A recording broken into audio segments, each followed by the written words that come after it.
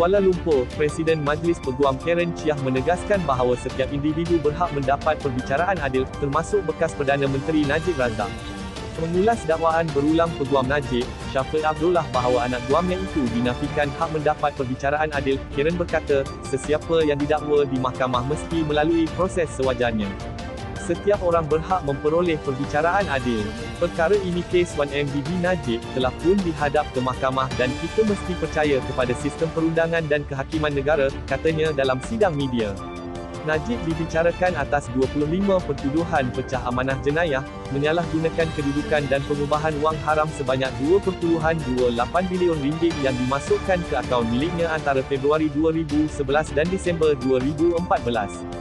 Chiah berkata, mesti meletakkan kepercayaan terhadap sistem badan kehakiman sebagai badan bebas yang akan membuat keputusan adil dalam perbicaraan Najib. Ditanya berkenaan keputusan diharapkan Majlis Peguam, Chiah berkata, kami bukan hakim, saya tidak fikir kami berada pada kedudukan membuat keputusan. Pasukan Peguam Najib mahu membatalkan pensabitan kes berkaitan SRC International dengan memberi alasan Hakim Nazlan Muhammad Azali mempunyai konflik berkepentingan. Nazlan merupakan hakim mensabitkan Najib berhubung kes berkaitan SRC International dibicarakan di Mahkamah Tinggi pada 2020 dan telah menjatuhi bekas Perdana Menteri itu hukuman 12 tahun penjara dan denda 210 juta ringgit. Sebelum ini, Syafiq dilaporkan, berkata SRC International ditubuhkan oleh Maybank Investment Bank Berhad, yang juga anak syarikat Malayan Bengin Berhad Maybank, di mana berfungsi sebagai penasihat penyelidikan. Katanya, ketika itu, beliau mendakwa Nazlan merupakan peguam am dan setiausaha syarikat bagi kumpulan Maybank, termasuk dilengkapi pengetahuan berhubung SRC International dan 1MDB. Justru, Syafiq berkata, Nazlan sepatutnya secara sukarela menarik diri daripada mendengar perbicaraan. Pada 2020, Nazlan mensabitkan Najib dan menjatuhi hukuman 12 tahun penjara dan denda 210 juta ringgit.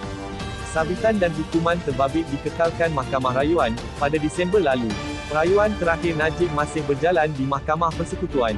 Awal minggu ini, Chiah mempertahankan Majlis Peguam mengenai kritikan beberapa pihak yang mendakwa pihaknya membisu berhubung konflik berkepentingan terhadap Nazlan seperti didakwa pasukan Peguam Najib membabitkan kes SRC.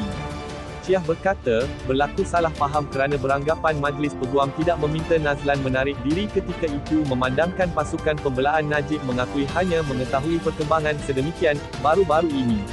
Katanya, sebarang desaan untuk menubuhkan tribunal bagi menangani isu konflik kepentingan adalah jelas pramatang dan salah faham. Ahad lalu, Ahli Majlis Tertinggi UMNO Fuad Zarkashi berkata, Majlis Peguam adalah selektif dalam isu yang dipertahankannya, melabelnya sebagai tidak bermaruah dan tidak berintegriti.